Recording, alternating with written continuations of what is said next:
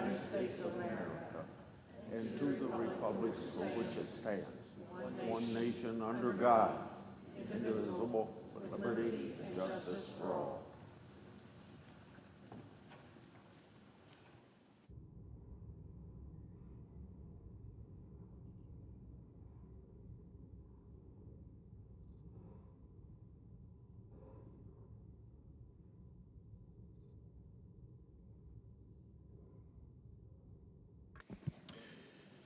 Under the previous order, the leadership time is reserved. Morning business is closed. Under the previous order, the Senate will proceed to executive session to resume consideration of the following nomination, which the clerk will report. Nomination, the judiciary, Matthew A. Schwartz of New York to be United States Circuit Judge for the Second Circuit. Mr. President. Mr. President. Senator from Iowa is recognized. It's a sad day for all of us in the Senate, and particularly those that are very, very close to Lindsey Graham, and that would be most senators and obviously his staff. So I'd like to take a moment to honor the life of our fellow senator, Lindsey Graham. We were shocked by the sad news yesterday of his untimely death. Senator Graham was a devoted public servant. Through his military service as a colonel in the U.S. Air Force and Air National Guard, as well as being elected to office continually since 1992. Senator Graham was a very forceful and quick-witted presence in every room that he entered. His warm nature made everyone his friend, and I feel blessed to be one of them. A few feet from right here is the Senate cloakroom. Frequently, Senator Graham would hold court there, and in holding court, he was making every senator laugh, no matter what the challenge we were dealing with on that particular day.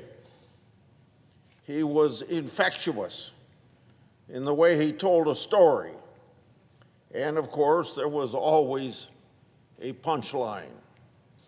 I was no stranger to being the butt of his jokes. Senator Graham loved to tell people how frugal I was, and that if I were ever to open my billfold, dust and moss would come out of it. I don't know how many times I've heard that. Senator Graham always brought a smile to your face and levity to the halls of Congress. Senator Graham was no stranger to my home state of Iowa, as its first in the nation for presidential elections in the year 2016, when he announced he was going to run for president. I had the privilege of showing him around a time or two during his campaign for president, and he was a fan of the good people of my state of Iowa, identifying with our shared values of hard work, of faith, and genuine care for one another. I also worked closely with Senator Graham on the Senate budget and judiciary committees, and we worked together for decades. He was a coveted ally on legislation, and as chairman of those committees, he was always fair and he was always productive. From Supreme Court confirmations to criminal justice reform and border security, having Senator Graham in your corner was a great asset. He will be remembered for his many accomplishments as a national figure for the Republican Party. Senator Graham deeply loved his country. He was a bold leader, an impassioned national security hawk. He spoke his mind, as we all know, and we all know that he had the capability and the desire to work across the aisle. He was at the center of some of the most famous deal-making groups in the past 30 years. He loved the Senate as an institution, and his hardworking staff was like family to him. Most importantly, he dutifully served the people of South Carolina, and his roots ran strong through him every day of his life. Barbara and I are praying for Senator Graham's family as we all grapple with the loss of the great man. And I think we can show our appreciation for the hard work as just 2 days before he passed, he was in Ukraine meeting with Zelensky, and he was announcing that he was going to move forward some very important legislation, putting additional sanctions on Russia because of their invasion of Ukraine. And I think we can show our gratitude and appreciation of Senator Graham by moving that legislation forward. I yield the floor and suggest the absence of a quorum. The clerk will call the roll. Ms. Salsa Brooks.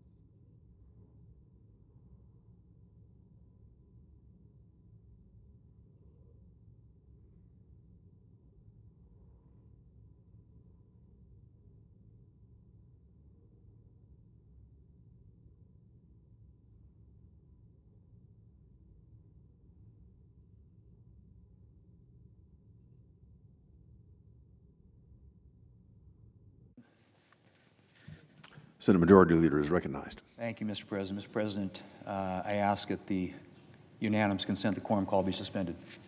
Without objection. Mr. President, I come to the floor today with a heavy heart. I look to my right, and I see a desk which we in the Senate refer to and know as the John Calhoun desk. It's covered with a black shroud, and on that top of that shroud is a bowl of white roses. That, Mr. President, is Lindsey Graham's desk. It's difficult to believe that Lindsey Graham is no longer here with us, that we won't run into him at a meeting today or share a joke with him at this afternoon's vote. The halls of the Senate already feel empty without him. And I know I'm not alone in that feeling. He was a friend to so many of us on both sides of the aisle. And I know that I'm not the only one who finds it difficult to imagine the Senate without Lindsey Graham. Mr. President, the events of Lindsey's life have been well documented over the past couple of days. His humble beginnings in South Carolina, sharing a single room with the rest of his family behind his family's bar. His guardianship of his younger sister, Darlene, after the untimely death of their parents. His long service in the Air Force, the South Carolina Air National Guard, and the Air Force Reserve. His career in politics, first as a member of the South Carolina House of Representatives, then as a member of the U.S. House of Representatives, where I served with him for 6 years, and then in the Senate, where he was just completing his 4th term. In the Senate, Lindsey distinguished himself as a staunch conservative and a fierce advocate for South Carolina, but also as someone who was willing to work across the aisle to find common ground and to reach solutions. A lawyer by trade, he serves as chairman of the Senate Judiciary Committee from 2019 to 2021, where he helped confirm a Supreme Court justice and numerous federal judges, the kind of judges who believe in following the law and the Constitution instead of legislating policy from the bench. Most of all, of course, Mr. President, Lindsey was known for his national security and foreign policy work. There was no bigger believer in America's role in the world. He was confident that the United States could be a force for good, and he gave everything he had to ensuring that we would be. He was a friend and defender of freedom-loving peoples all over the world. He stood with the Ukrainian people in their fight against Russian aggression, and he died with his boots on, having just returned from a trip to Ukraine, his 10th. He believed fiercely in the importance of a strong national defense, in ensuring that our country and our military men and women were always prepared to deter and defeat any threat. But while there was always a lot made of his support for American hard power, he was also a big believer in the use of soft power, economic, diplomatic, and political solutions to the world's problems. I was fortunate to travel with him all over the world, including to Israel after Hamas's October 7th attack. And I saw firsthand the work that he did to promote American security and the security of freedom-loving peoples around the globe. And of course, I don't need to tell anyone in this body that Lindsey was fearless in his commitment to the causes that he espoused. It didn't matter to him whether he would catch flack on an issue. He was undaunted by the politics if he believed he was right on the principle. Senator, warrior, patriot, statesman. Words that will be written about Lindsey. But for me, most of all, Mr. President, he was my friend.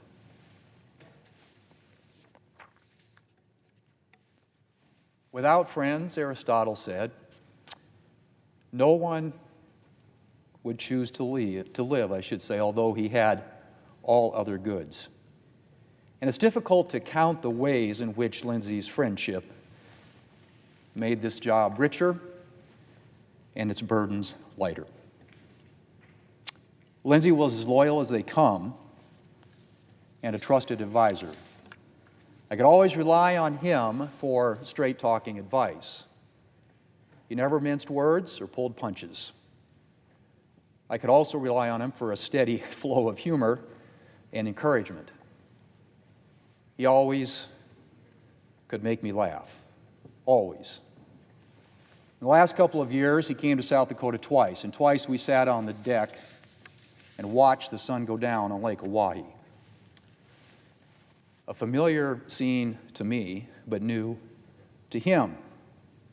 And as the stars came out, you could see the Milky Way overhead, and you could hear coyotes howling and rooster pheasants cackling down below. Lindsey's wit punctuated all of it. And I will cherish those memories for a long time to come. Mr. President, if there is any light to be found in this grief, it is this: that as a Christian like Lindsey, I know that death is not the end. The Apostle Paul writes, and I quote, "Brothers and sisters, we do not want you to be uninformed about those who sleep in death, so that you do not grieve like the rest of mankind who have no hope. For we believe that Jesus died and rose again, and so we believe that God will bring with Jesus those who have fallen asleep in him," end quote. Or as another Graham once put it, and I quote, "Someday you will read or hear that Billy Graham is dead. Don't you believe a word of it. I shall be more alive than I am now. I will just have changed my address. I will have gone into the presence of God." End quote. I will miss Lindsey's friendship, Mr. President, more than I can say. We pray for his staff and for his family, whom he loved dearly and who loved him dearly in return. But I am comforted by the knowledge that in the end, he has just changed his address. And that one day, Mr. President,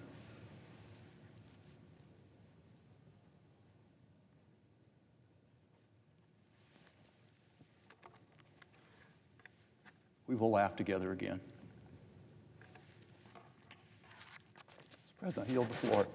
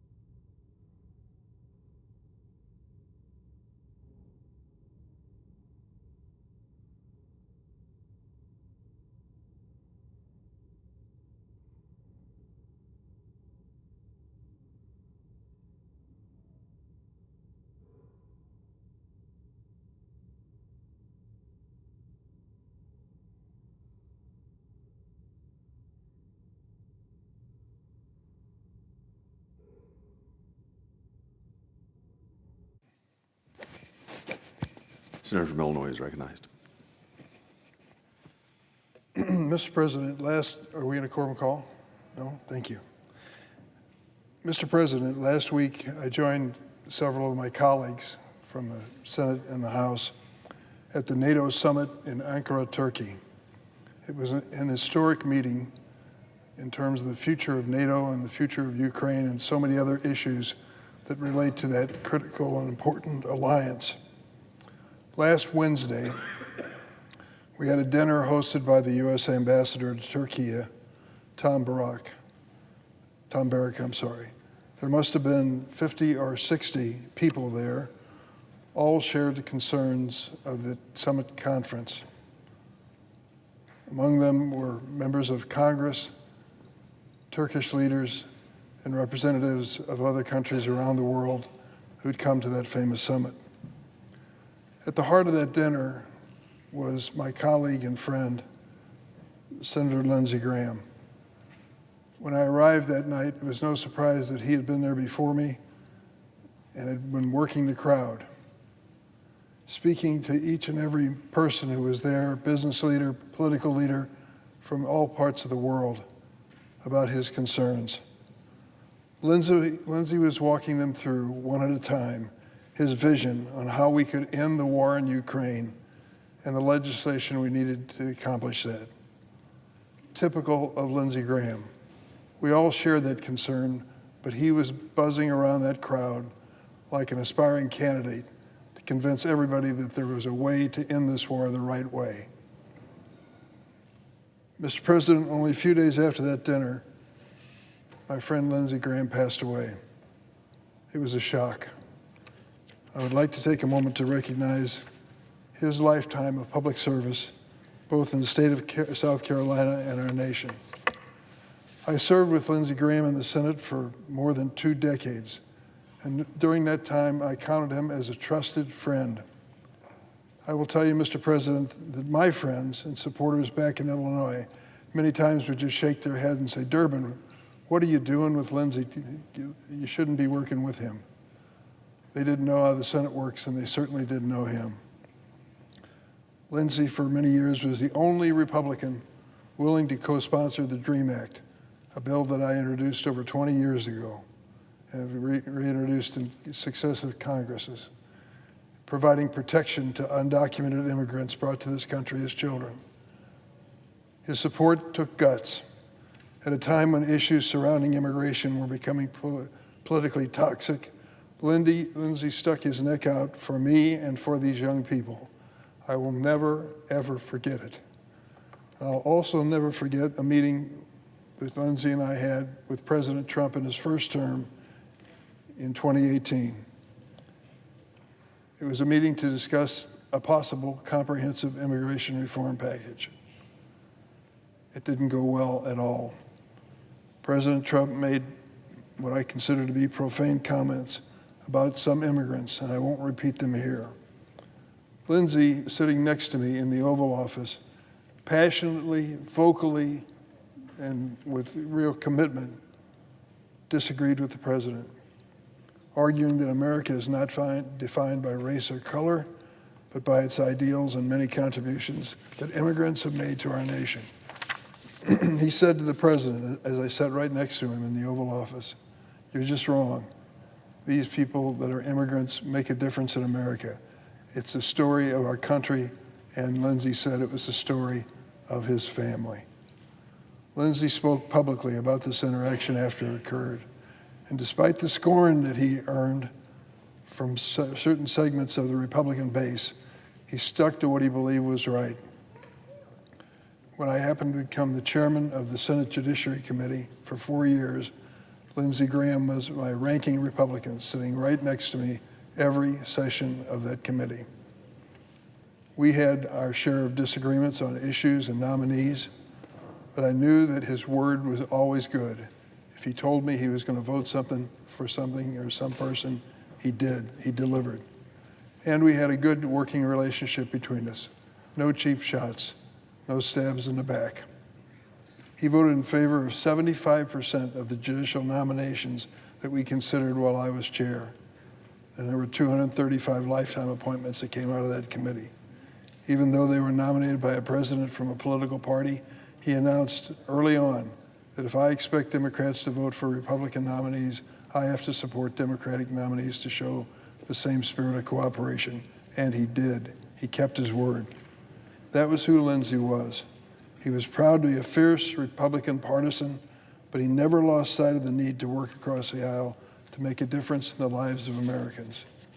Loretta and I send our condolences to Lindsey's family and his legion of friends in South Carolina and around the world. He was an extraordinary member of the Senate. He helped to make it work. There was never any bipartisan meeting of a gang, or however you characterize it, that Lindsey wasn't in the ranks. I remember when John McCain and he led the Republican side in an immigration reform effort. I was part of that on the Democratic side. After months, literally months of negotiating, we brought a package to the floor which passed with an overwhelming bipartisan vote to show that we can do things like that, and we should still be able to.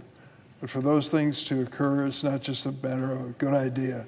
You need good people who are willing to be respectful of one another and to work hard to find common ground. Lindsey was one of those people. As I noted, our trip last week to Turkey was an effort to discuss some of the war and peace issues of our time. Lindsey knew the stakes at play in Ukraine and the importance of standing up to Russian tyranny. This topic was top of mind for all those who attended the NATO summit, which concluded in Turkey last week.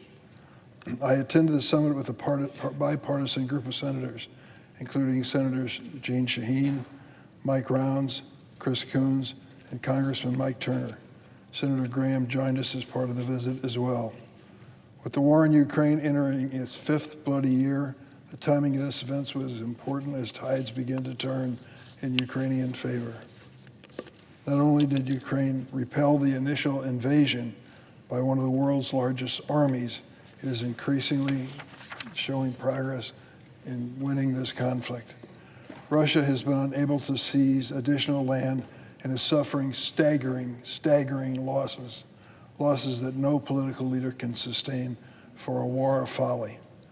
Ukraine has also increasingly taken the conflict to Russia, weakened its energy and military infrastructure, and turning Russian public opinion against this war in Ukraine.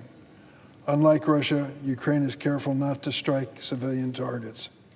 I'm happy to report from the NATO summit that the alliance remains determined to see Ukraine defend itself from Russia. Most of the 32-member bloc, formed from the ashes of World War II, have notably increased their defense spending. They are contributing more funding, equipment, and personnel, and are reminding one another of their commitment and importance of this historic alliance. I was glad that President Trump attended the summit. He and President Obama were right to push our allies to pay more of their fair share for the cost of NATO.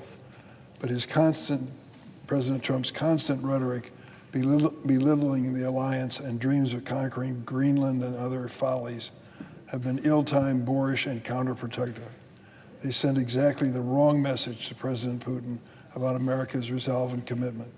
They put countries such as the Baltic states and Poland at even greater risk of future Russian aggression. Already, Putin is testing the alliance through sabotage, hybrid attacks, misinformation, and assassination. And with the war turning against Russia, Putin may lash out further. This is not the time for President Trump to show Putin any weakness. So I was heartened by the incredible solidarity and resolve on full display at the NATO summit. Quite simply, NATO is alive and well, as is allied support for Ukraine. Congress continues to show strong bipartisan support for NATO, including through funding, troop-level requirements, and the Baltic Security Initiative. But we can do more, notably helping Ukraine with desperately needed air defense. We should also continue to keep U.S. troop deployment as part of the NATO effort in frontline NATO member states. And we can, at long last, pass one of the two bipartisan Ukrainian bills pending in this chamber, one of them being a sanctions package that Lindsey Graham worked with Senator Blumenthal Thal tirelessly to build support for. I understand that Lindsey had finally arranged for this measure to be introduced even this week. I hope we still go forward with the bill without delay. Lastly, after the NATO summit, we had a chance to visit Hungary, one of our NATO allies. There was a recent election in Hungary that unseated Viktor Orban after 16 years, a period that included democratic backsliding and being a thorn in the side of European efforts to help Ukraine. I want to congratulate the Hungarian people on this peaceful transfer of power and decision to play a more constructive role in European security, including standing with Ukraine. Theirs is a welcome choice that we should support here in the Senate, something I'll do in my remaining time. Mr. President, on a separate subject, last week, President Trump declared that the ceasefire with Iran was over after the United States launched a wave of retaliatory strikes in response to Iran firing on commercial ships in the Strait of Hormuz. I wish I could say I'm surprised by this, but I'm not. President Trump started this war with a genuine destabilizing regime without thinking it through. As I've said over and over again, a cliche which happens to be accurate. It is a lot easier to get into a war than it is to get out of, as we're learning in Iran every day. Iran's response, striking U.S. and allied targets in the region, holding the strait and global economy hostage, were equally foreseeable. The Iranian regime, much like Vladimir Putin in Russia, seems to be repeatedly trying to humiliate the United States and play for time. The original misstep may have occurred even earlier when President Trump withdrew U.S. from the Iran nuclear agreement during his first term. It was a deal that was working to restrain Iran's nuclear ambitions. Now we seem to be floundering back into a much weaker deal, one that bewilderingly includes billions of dollars to help Iran rebuild. I hope wiser heads will prevail, and I look forward to congressional review of any ensuing deal with Iran as required under the Bipartisan Iran Nuclear Agreement Review Act. Mr. President, I yield the floor.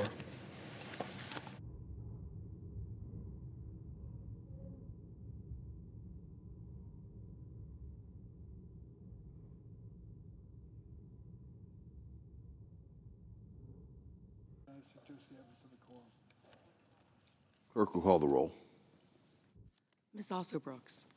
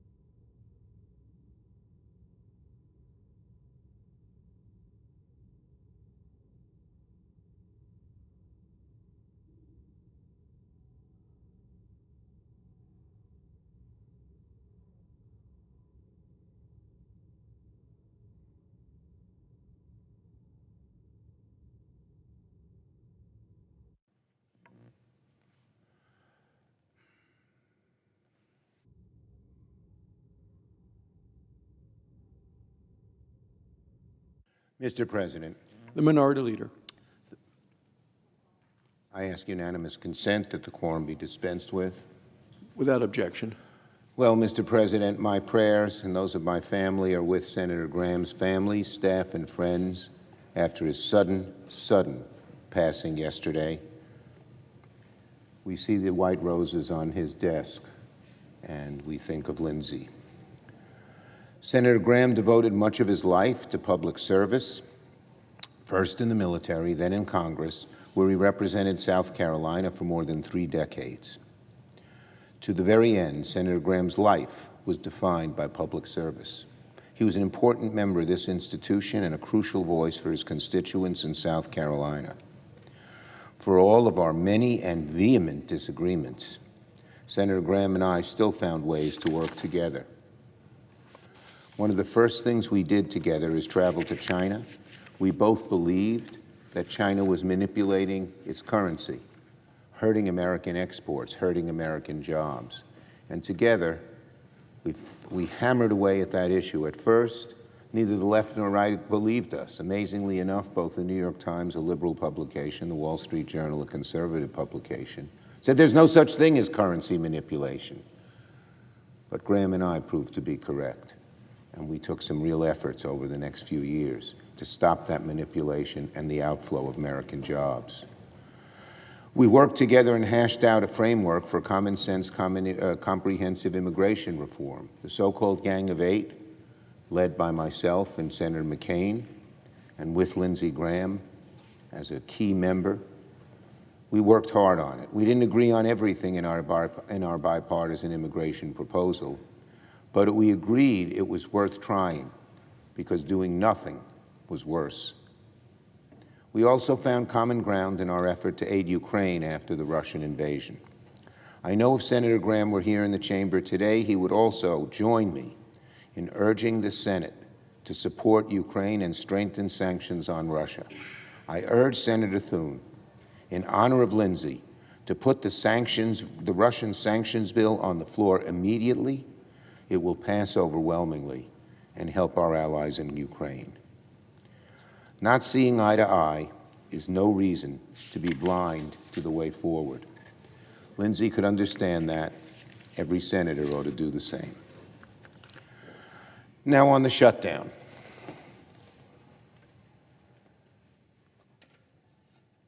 Is it in the right place?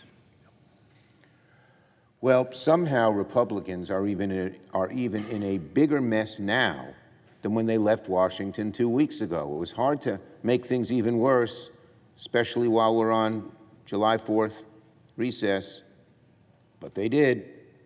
And Donald Trump's the mastermind at making things worse and worse and worse. Just this morning, Donald Trump told Fox and Friends, quote, "Republicans have to terminate the filibuster. It's so insane, otherwise we're going to have a shutdown in September." The Trump shutdown, he's bragging about it, he's predicting it. Republicans have to terminate the filibuster or we will have a shutdown in September, says Donald Trump. So it's clear, it's very clear. I know the senator from Wyoming talks about Democrats wanting a shutdown. Well, you ought to listen to Donald Trump. He's the one who wants it. It's clear if we head towards a shutdown in September, it will be Trump who is responsible. He's telling the American people he wants a shutdown. Oh, Donald, do you remember last time you called for a shutdown when you challenged Nancy Pelosi and I in the Oval Office and told us you wanted a shutdown? Donald, didn't work out too well for you then. It won't work out for you well now either. And to all the Republican senators, including my good friend from Wyoming, who keep insisting that Democrats are hell-bent on shutting down the government, well, they ought to listen to what their own president is saying. Democrats aren't saying we want to shut down. Trump is. Donald Trump is saying the quiet part out loud. He has no issue with shutting down the federal government to force through his radical agenda. If Republicans want to clean up their mess, it will require working with Democrats, not seeing us as partisan foes, but as fellow Americans. Instead, What are Republicans doing? They're advancing a lopsided partisan spending bill that would supersize the budget for Trump's disastrous war with Iran without providing cost relief to working families or reining in Donald Trump's corruption. That's unacceptable. Let's put Republican accusations to rest. Democrats want to fund the government and avoid a shutdown and pass strong bipartisan appropriations bills that improve people's lives. Democrats believe our budget ought to help families make ends meet. Democrats want a budget that invests in bringing down American costs, not one that burns taxpayer dollars on Donald Trump's reckless war. Republicans have plenty of time to drop their my way or the highway partisan game. Most Republicans know how ridiculous the SAVE Act is, how unconstitutional it probably is. But Trump is still insisting on it because he thinks it's the only way he can win an election, and by fixing it, by eliminating tens of millions of people from the voter rolls. And so, he says, unless I get my way, a little temper tantrum here, Donald, I'm going to shut down the government and get something that the American people can see through in a minute, as they can see through the very unpopular SAVE Act. If Republicans follow Trump over the cliff and insist that the government shut down, if they don't get their way, it will be Donald Trump's disaster. On the Blanche nomination, Acting Attorney General Todd Blanche has spent this confirmation fight doing what he's always done for his client, his number one client, Donald Trump, denying the obvious, defending the indefensible, lying under oath. As Attorney General, your number one client should be the United States of America. But here, Blanche, his number one client, will be Donald Trump, who has no regard for our Constitution, for our values, for the rule of law, for honesty. Blanche's resume reads like a rap sheet. In his time at the Department of Justice, Blanche has helped the administration defy dozens of court orders blocking their illegal policies. Blanche continues to withhold 3 million pages of the Epstein files and lied under oath to Congress about meeting the Epstein survivors, something they deny. Blanche was the mastermind behind, the champion of, one of the most despicable acts of corruption ever in the American government, the $2 billion MAGA slush fund to give taxpayer-funded cash payouts to Trump, MAGA billionaires, January 6th insurrectionists. Can you imagine having this guy as Attorney General when he came up with this slush fund and propounded it? One of the most corrupt acts anyone has proposed, any Attorney General, and they want to put him in? Oh my God. Yeah, I'm pleased the federal government rebuked that blatantly corrupt slush fund and sweetheart immunity deal for Trump and his family. But we haven't seen the last of this administration's corruption.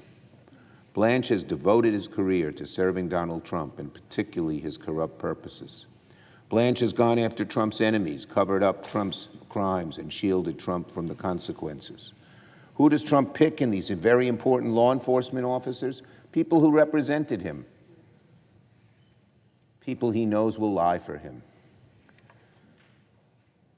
If he becomes Attorney General, Blanche's letterhead might change, but his loyalty to Trump won't.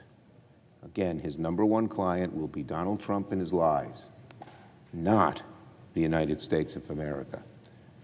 Blanche has already made it clear we can't trust a word that comes out of his mouth. Republicans ought to remember that during the confirmation hearings. On the Iran war, President Trump formally notified lawmakers that the nation is once again at war with Iran. Really? Thanks, Donald. Nobody seemed to know that, did they? Trump's rinse and repeat approach to the Iran war isn't a strategy. It's a recipe for utter disaster. Again, Trump once again gave 60-day notice that the nation is once again at war with Iran. His rinse and repeat approach isn't a strategy. We keep moving backward. Gas prices stay high. Casualties increase. Costs increase. It's incredible what a fiasco this war is. Trump's so-called understanding, a lot of bull, with Iran fell apart faster than the ink could dry. Doesn't tell us what really the understanding means. We hear plenty of things that the Iranians say were agreed to that are not in the understanding, and America suffers. The same old cycle repeats itself over and over again. Trump tells us the war's over. Iran tells us it isn't. The missiles start flying. The ships stop moving. The prices jump. And Trump comes back a short time later and tells us the war's over again. How many more times is this going to go on before Donald Trump realizes he must end this awful war? Does what Trump do come as a surprise, what he's done? No. There's an old saying that no plan survives first contact with the enemy. But Donald Trump didn't even have a plan when he started this war in the first place. The American people are paying the price for Trump's total failure in Iran. Our service members are in harm's way. Working families are forking over a fortune at the gas pump and in the grocery aisle. Americans are sick of seeing Trump burn their tax dollars on his misadventure of epic proportions. Enough is enough. Trump ought to get serious, double down on negotiations to end this war, comply with the bipartisan majorities in both the House and Senate who voted to remove our forces from harm's way and end this war. Yield the floor.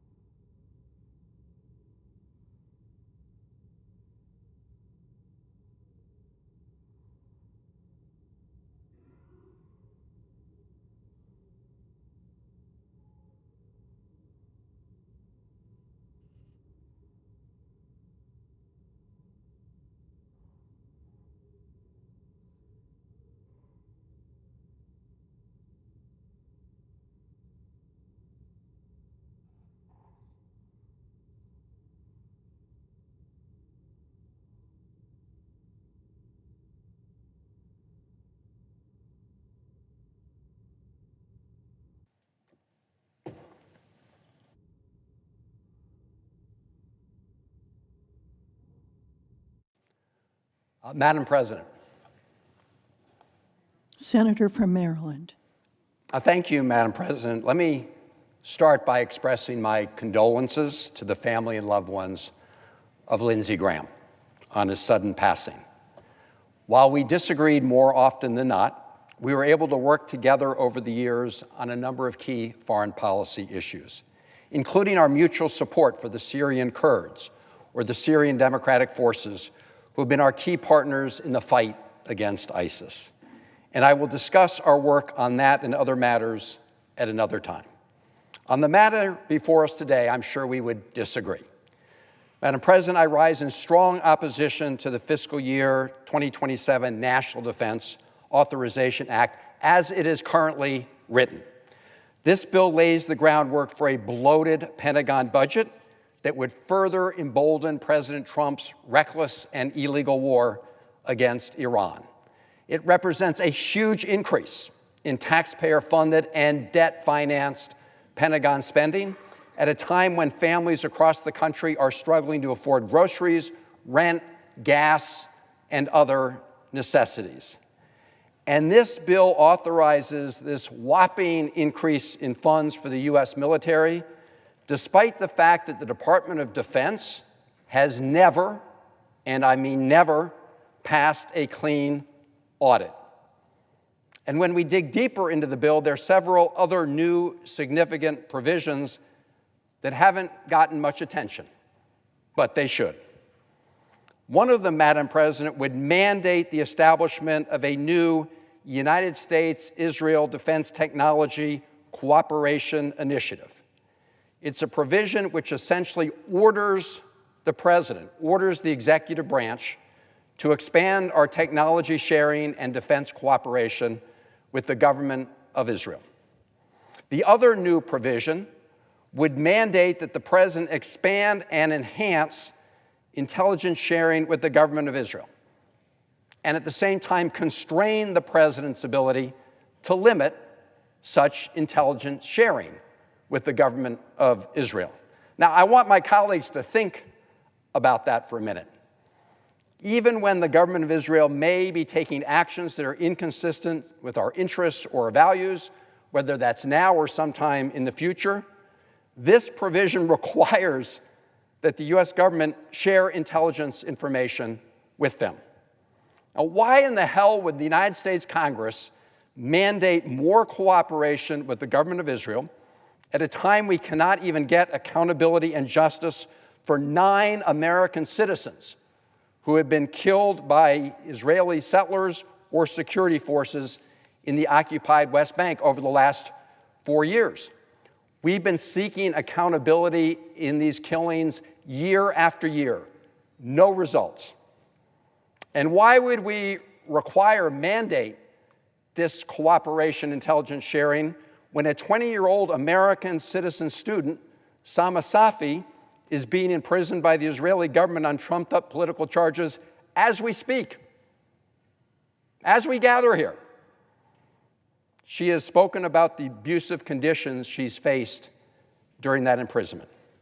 And why would we mandate greater engagement with the government of Israel while the Israeli Minister of Defense, Katz, boasts about leveling 90% of the homes in southern Lebanon and says the plan is to do in southern Lebanon what Israeli forces did with American weapons in Rafah, which is a city in southern Gaza that was reduced to rubble?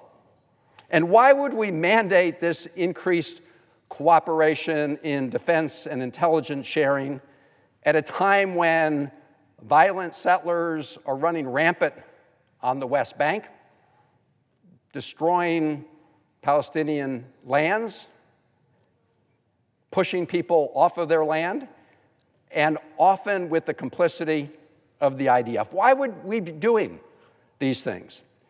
The Senate should fully debate and vote on these new proposals before we mandate such major changes in policy.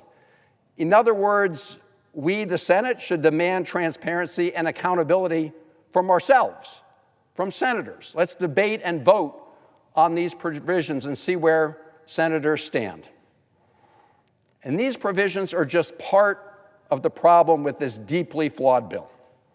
This bill allows the Pentagon and military contractors to gorge at taxpayer expense, at the expense of my constituents and people all over this country.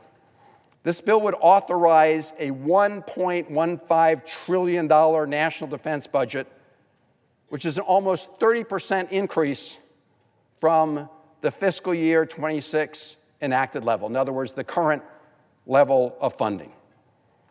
And President Trump is calling for even more. This authorization would increase that funding over current balances by $500 billion. But as we speak, the House is talking about moving forward with another $350 billion as part of another reconciliation bill. And then on top of that, Madam President, the Trump administration is asking for another $87 billion in supplemental funding to pay for their disastrous war against Iran. And let's not forget that the Pentagon got an additional plus-up of $152 billion from President Trump's so-called Big Beautiful Bill, which was beautiful if you were a billionaire, but not for anybody else, back in 2025. If Congress were to appropriate all of these funds, it would exceed $1.7 trillion, paid for by American taxpayers and financed on our national credit card, again, ultimately paid for by our taxpayers. So how can we possibly move forward with this huge expansion of taxpayer funds for the Pentagon's adventures overseas when the American people are struggling right now, paycheck to paycheck, here at home? I talk to my constituents. I know my colleagues do too. Our fellow Americans are fed up, and rightly so, with inflation, with the high costs of groceries, exploding healthcare costs, rising housing prices, and huge electric bills as we see more and more data centers being built. And as Americans suffer amid an affordability crisis, this bill, the bill that will be voted on tomorrow in terms of cloture, on the motion to proceed, would instead authorize wasteful spending for things like what? Like the president's so-called Golden Dome, which the Congressional Budget Office, the nonpartisan Congressional Budget Office, found could cost $1.2 trillion over 20 years, as well as a list of other very costly projects. On top of that, as I said, the Pentagon consistently fails to pass an audit.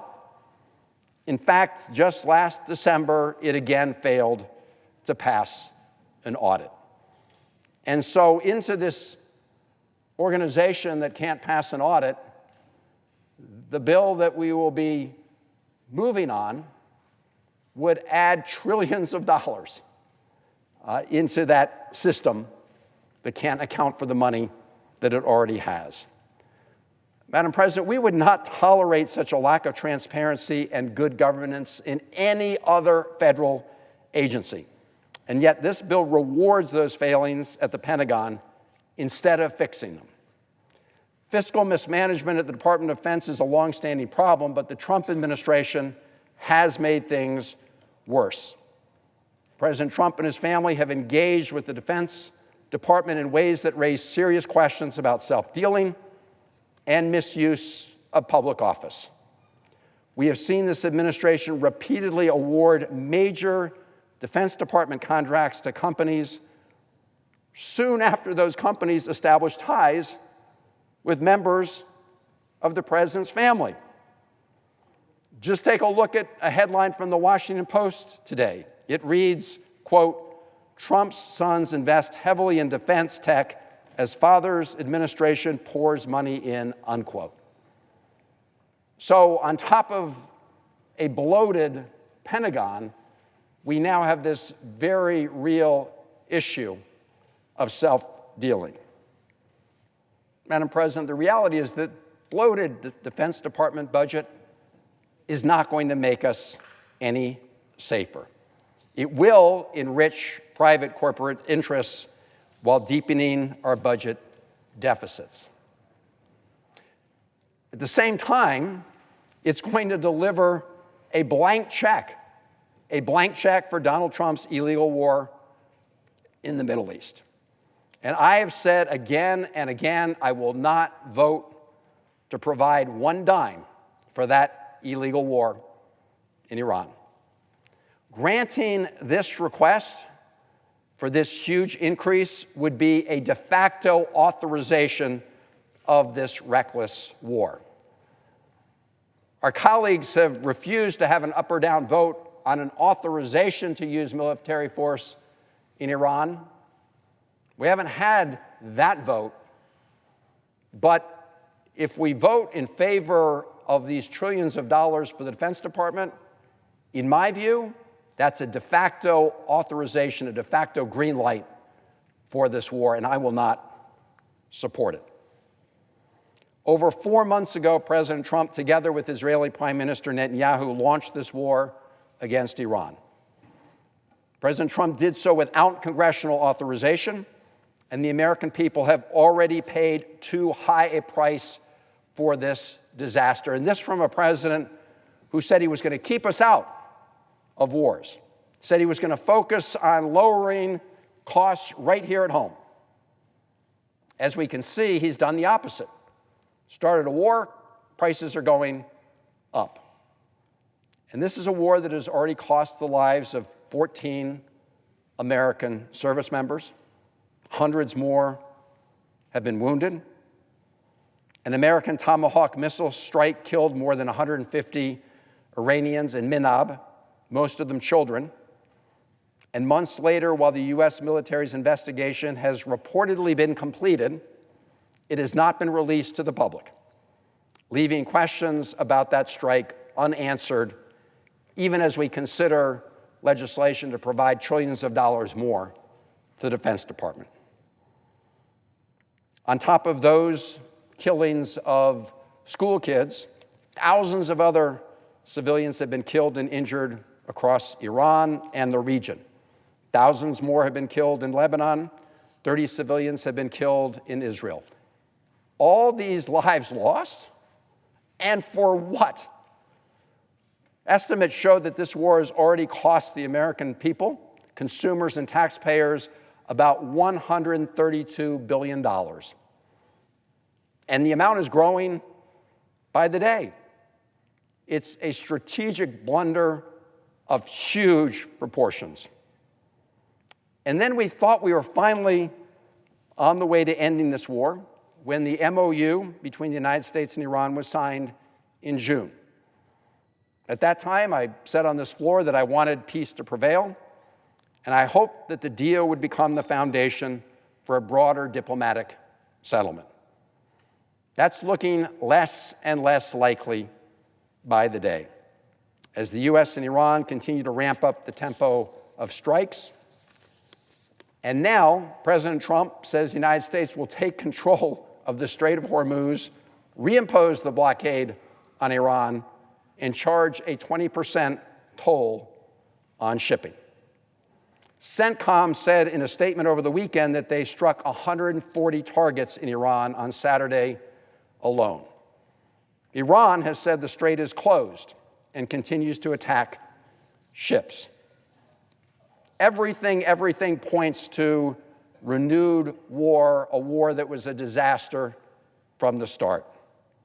Madam President, I hope that President Trump would have learned something from this needless tragedy, that military adventurism, the promises of quick victory, the fantasies of regime change, and the endless effort to undermine diplomacy led us directly to this disaster.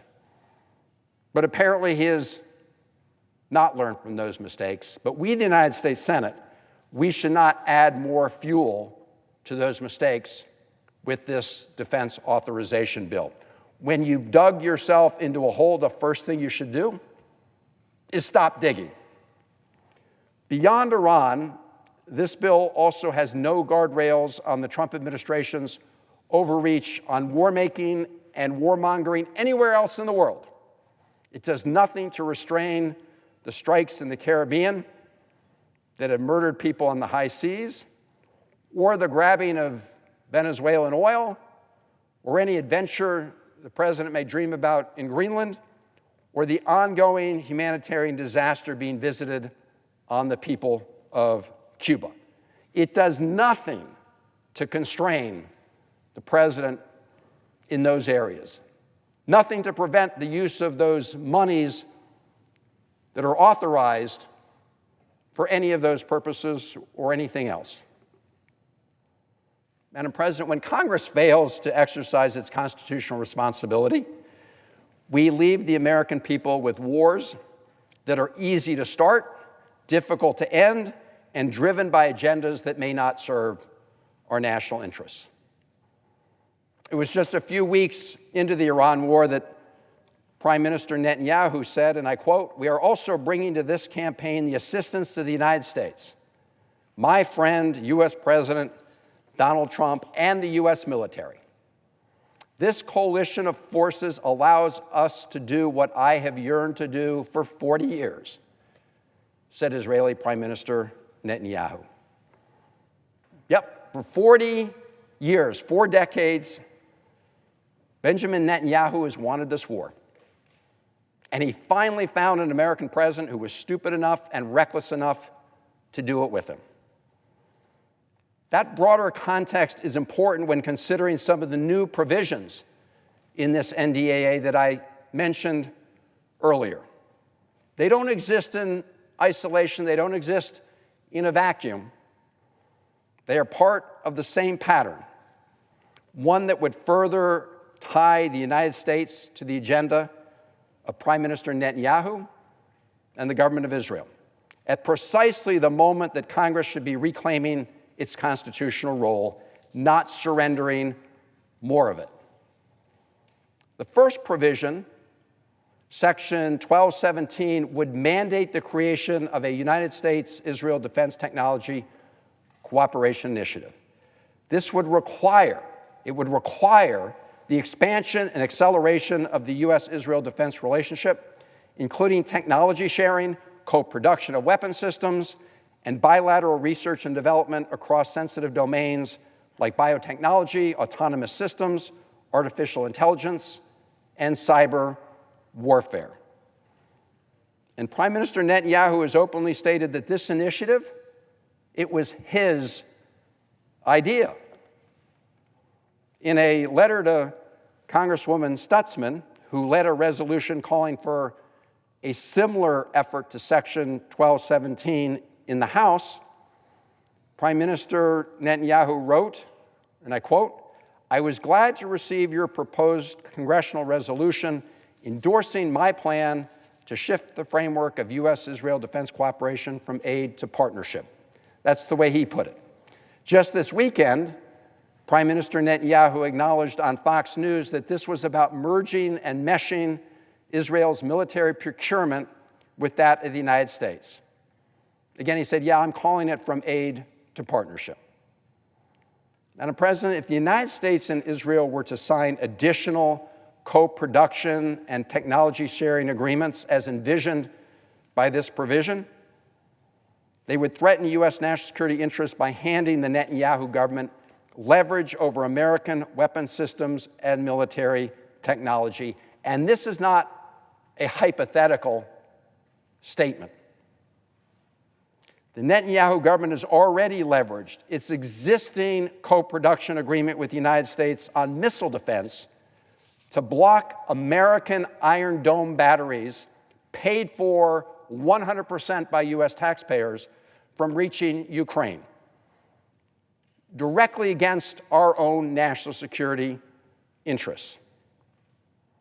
In fact, in late June 2023, Senator Lindsey Graham and I sent a letter to the chair and ranking member of the Armed Services Committee asking that this issue be addressed and that Israel work with the United States to assist Ukraine, specifically referencing the American Iron Dome batteries we would have liked to transfer to Ukraine. In fact, the Ukrainian government had specifically asked for the Iron Dome system to help with its air defenses. They were not asking for Israel to send its Iron Dome batteries. We were talking about Iron Dome batteries in the United States, co-produced between the United States and Israel. And they were ready to go. Madam President, I ask unanimous consent to introduce the one-page letter Senator Graham and I sent to Chairman Reid and Ranking Member Wicker in June 2023. Without objection, so ordered. Thank you. What you will see is at the end of the day, the government of Israel, the Netanyahu government, exercised its veto authority under the co-production agreement, preventing the United States from sending our own Iron Dome batteries to Ukraine to help Ukraine with its air defense system. And now in this NDA bill that we're about to consider in the United States Senate, there's a provision requiring the United States government to do more co-production arrangements with the Netanyahu government and the future governments of Israel? Give me a break.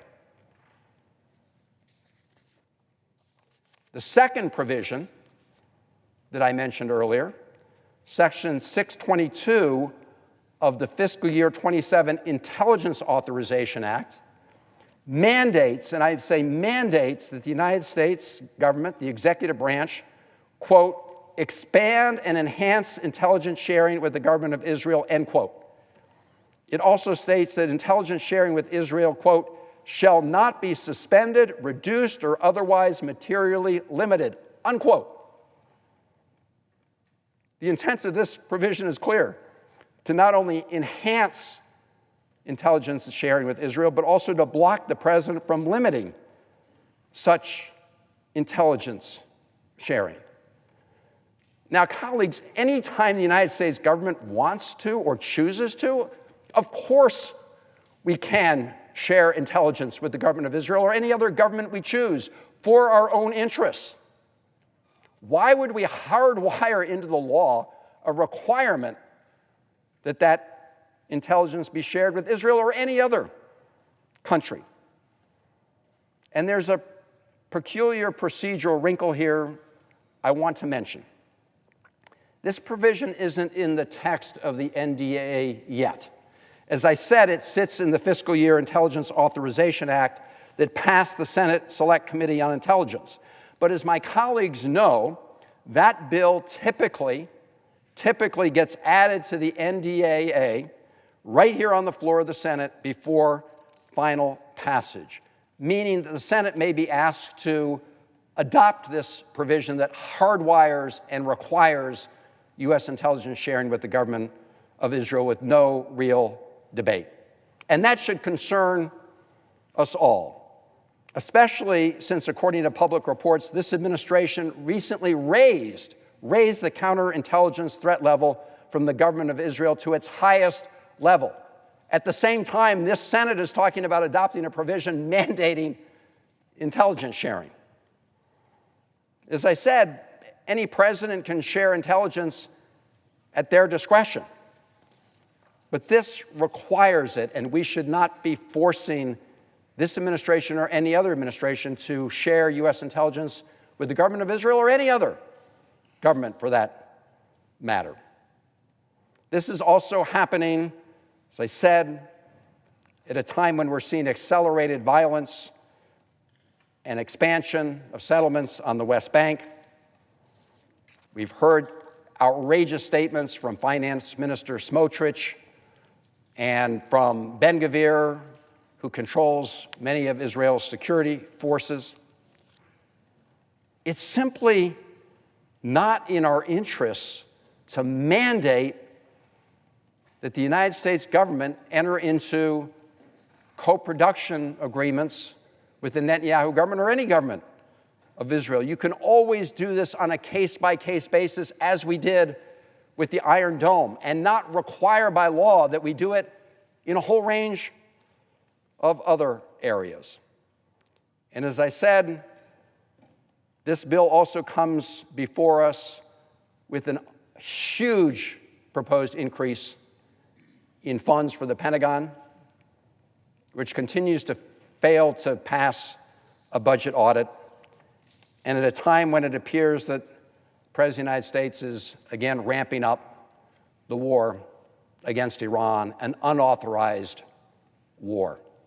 And so I urge my colleagues that when we consider the motion to proceed tomorrow, specifically the motion for cloture on the motion to proceed, the vote on the cloture for the motion to proceed, that we oppose that and then come together as senators and say to the American people, we're going to ensure accountability. We're going to ensure that when that bill comes to the floor of the Senate, we will have votes on all of these issues. We'll have a vote to bring down the huge bloated number for military spending in the NDA. We'll have a vote to require some accountability with respect to military operations. And we'll have a vote with respect to these new provisions that currently mandate intelligence sharing and mandate defense procurement cooperation with the Netanyahu government and future governments of Israel. I hope we will show the American people that we believe in transparency and accountability by having those votes, but to do so, we have to first vote against the cloture motion on the motion to proceed. With that, Mr. President, I yield the floor. I yield my remainder time to my friend and colleague, the Senator from Vermont, Senator Welch. President, Senator from Vermont. I thank my colleague, the Senator from Maryland, for leading this discussion on what is an absolutely critical decision that this United States Senate is going to have to make. One of the most important things we do is pass the National Defense Authorization Act.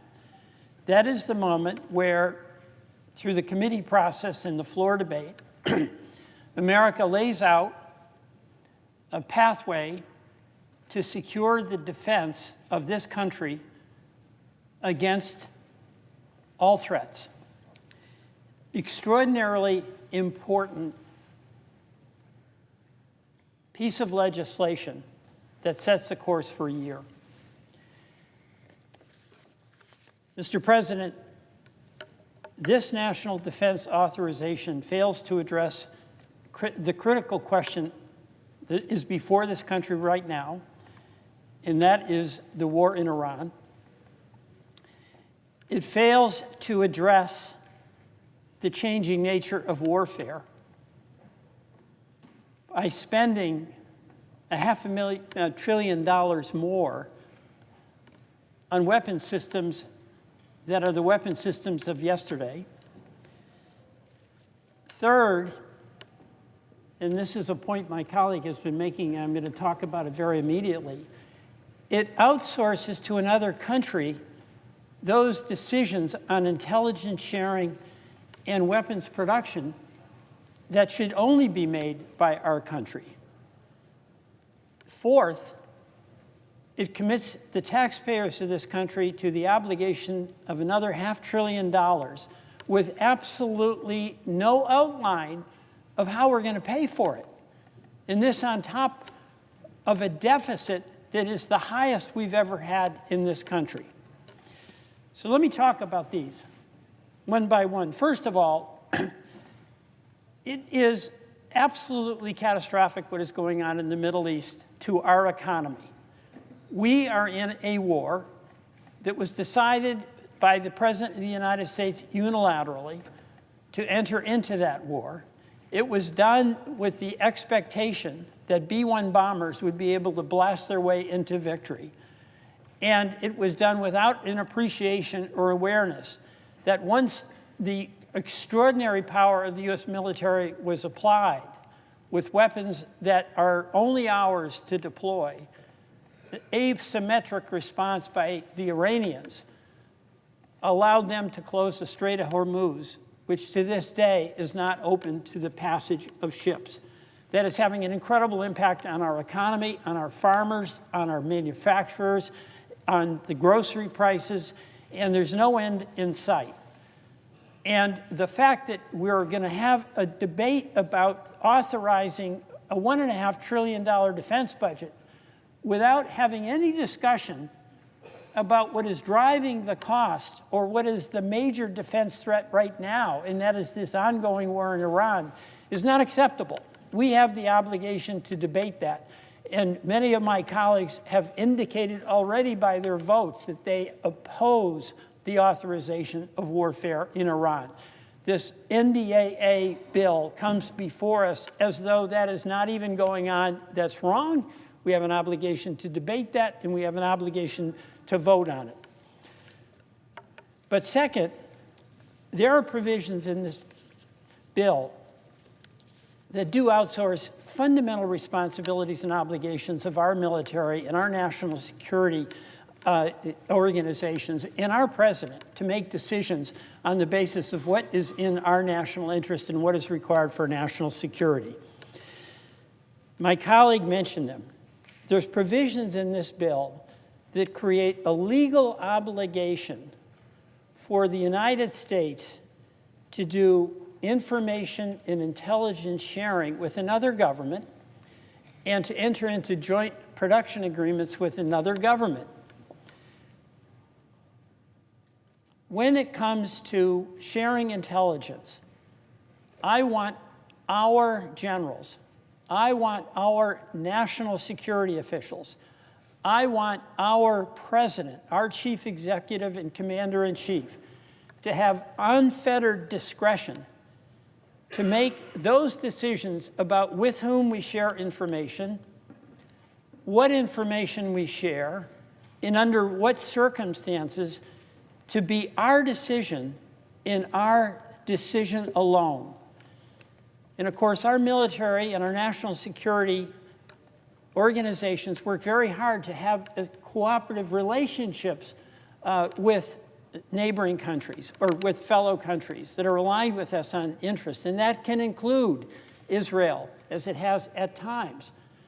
But we've never, ever had an obligation to relinquish the exclusive right of decision-making that has to fundamentally be made on the best interest of what is in the national security interest of the people of this country. We cannot relinquish that right and that responsibility. So this provision that the President, acting through the Director of National Intelligence, as necessary, the Secretary of Defense, shall, subject to applicable law and the protection of intelligence sources and methods, expand and enhance intelligence sharing with the government of Israel. My concern here is less the government of Israel. It's about the national security interest of this country and the unfettered right of our military, national security, and president to make decisions on behalf of the American people and exclusively for what is in the best interest of the national security of this country. That provision has no place in this national defense authorization. A third point I want to make is that what we've seen with the extraordinary conflicts in Ukraine, in Iran, in Lebanon, is that the old weapon systems that are so expensive don't win the victories. The drone warfare in Ukraine has allowed them, through their ingenuity, to turn the tide on Russia. The B-1 bombers, the exquisite weapon systems that cost so much money, are not winning the conflict in Iran for the United States. And we're seeing these situations where there'll be a $35,000 drone that is taken out by a $1 million missile. And all of us know that is not a sustainable situation. Our Pentagon knows that.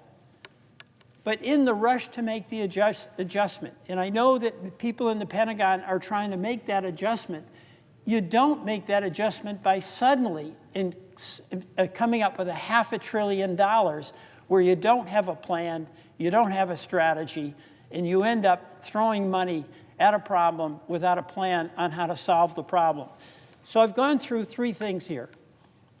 One, an NDAA that acts as though the war in Iran is not a war that is having an impact on the American people.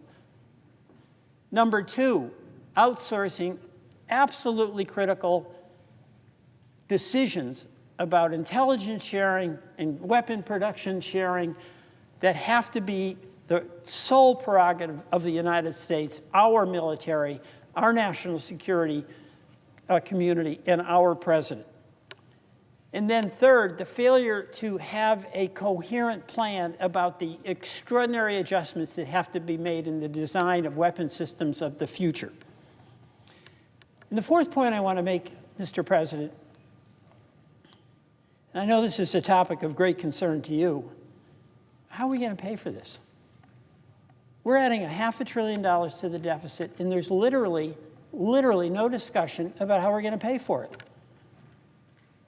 You know, we have a debate in this body about how to spend money, what the priorities should be. And I'll acknowledge that I am on the side of spending more money on domestic efforts. I do think we should help our farmers more. I do believe we should put more into education. I do believe we should put more into scientific research. But when I say we should do that, I'm also willing to pay for it. And I do believe we have to have a strong military. But we have to pay for that too. And what we have seen in this Congress is that the folks who want to put more money into the military, they may be willing to pay for it by cutting scientific research, by cutting education, by cutting nutrition benefits to the millions of Americans who are struggling to feed their kids and can't do it without the SNAP program. So, Mr. President, there's a lot of good work that's been done by our committee on a bipartisan basis with many other provisions, policy provisions in this NDAA Act. But we cannot act on the NDAA in a responsible way if, number one, we don't address the war. Number two, we don't absolutely insist on defense and intelligence and production decisions being the sole prerogative of this country and not delegate authority to any other country to interfere with what we believe is in our national security interest.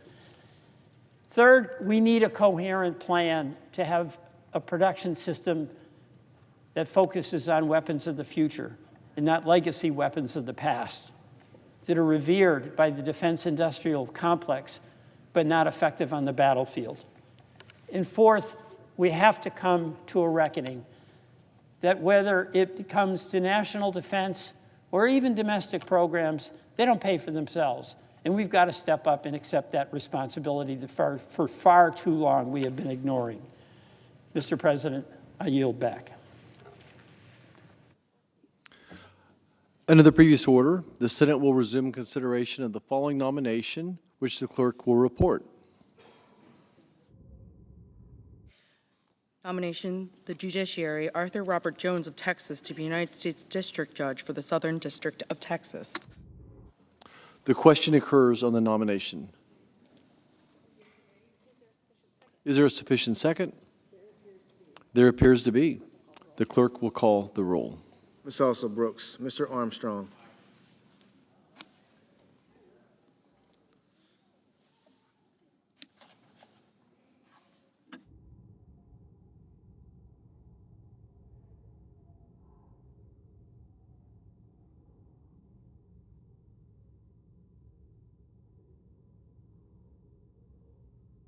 Ms. Baldwin.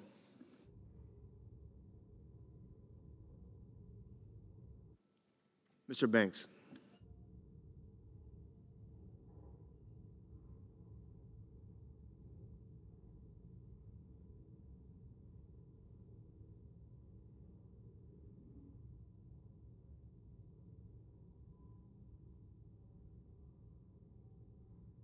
Mr. Barrasso.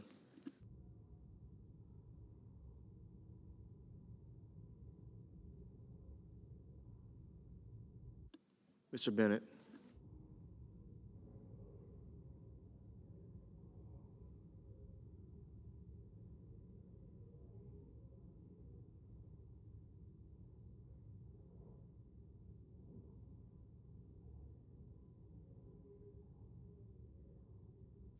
Mrs. Blackburn.